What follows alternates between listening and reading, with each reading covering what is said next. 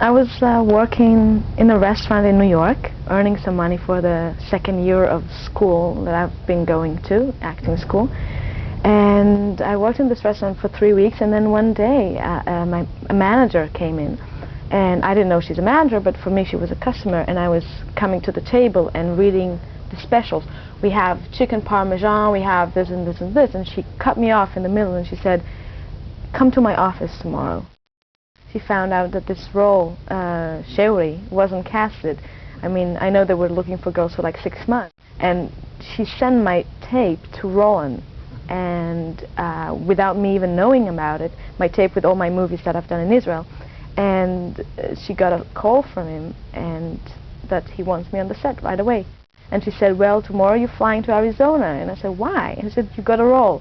"What role? In what movie?" You know, nobody asked me. I didn't read the script. I had no idea what she was talking about. So the first time I read the script was literally on the plane.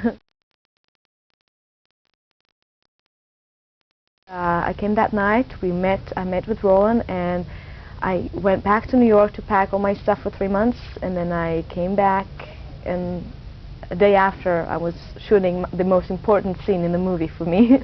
I mean, that was like the biggest scene for me. But I'll describe you from my point of view of coming for the first time to the set. I haven't seen the set before. And I was in the hair trailer and makeup trailer, you know, putting everything on, and don't know what I'm really going to do, because I had no idea. I'd never spoke with Roland even about it, really. And I walked into this place, which is, actually, it's not as big as it looks, but it looks humongous. It just looks very big.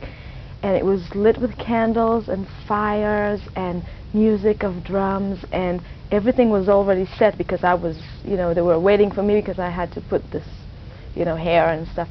So I just walked up the stairs to where James and Kurt were sitting, and tons of people and drums, and it was like a party. It was so sensual. It was so beautiful. I was so shocked. And then, you know, and then I did the scene. But it's just, Nagata is a great place to visit.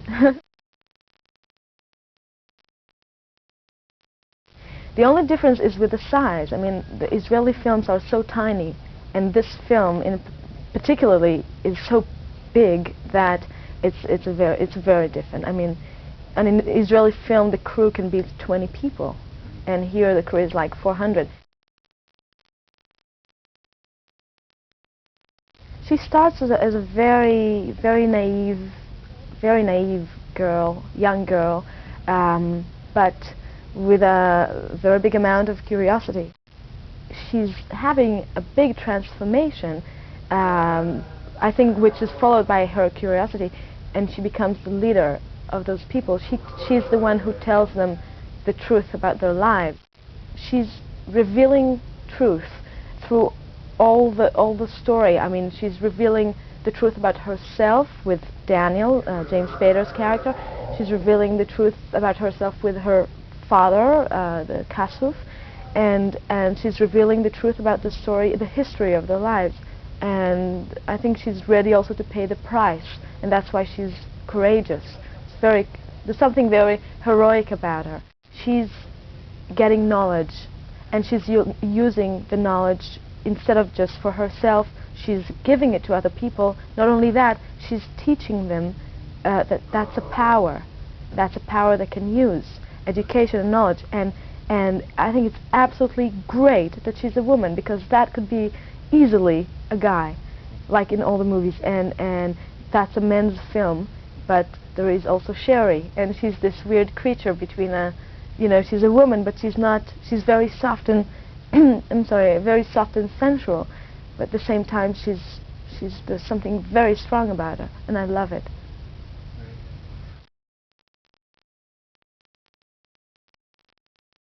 I think love is a very important thing for her, maybe the most important thing, and because love is truth as well, it all comes to that, and she's following the love, and she's following Daniel, and she'll do a lot of things for him to love her, and I think it's a beautiful love story.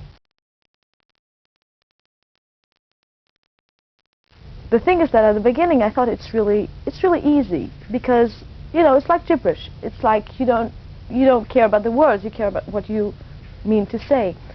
But there was one scene that I did with James that I had to say a couple of those words, and most of it silence. I mean, especially not in English anyway, not in a language I understand what I'm saying. And that was so hard because all of a sudden you have to fill those words with meaning. So that's not really easy. And also, I just got last night like a whole monologue in ancient Egyptian. And if I can do that, I can do anything. The role of the women in the society is just fascinating. I asked him once, you know, were they equal? I mean, the women, you know, like in society probably in ancient times, they were like not really important. And he said no, that they were allowed to vote, they were part of everything, they were totally equal to the men. And I think that's really great because I'm not sure the Dean knew it when he wrote a role for a woman, you know, but it really, like, matches. Well, for me it's been a pleasure. It's fascinating. First of all, because they're great actors, both of them. I'm just, you know, I went to see dailies and I'm even more, you know, I'm even more like enjoying their acting than on the set because they're like glowing. They're just, you see the acting, but you also see the glow, and that's beautiful. And they're very different, and that's very interesting to watch. James is very intellectual and analyzing, and Kurt is very, you know, he's like joking a second before the action. From a second, he's still telling me the story of something. Then he goes to the scene, and it's a miracle, and it's just great to watch. And I think James is, you know, I feel great working with him. I work mostly with him than with Kurt, but I just, you know, I think I'm really lucky.